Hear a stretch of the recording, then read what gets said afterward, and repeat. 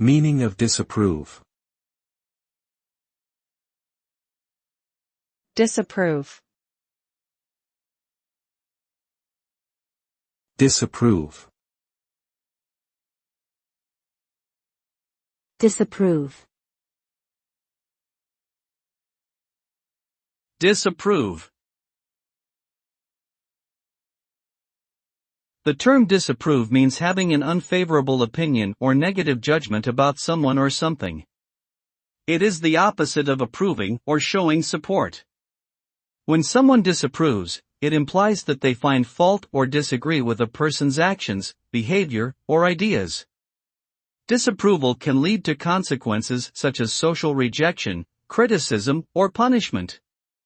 It can also cause emotional distress and feelings of guilt or shame for those who are on the receiving end.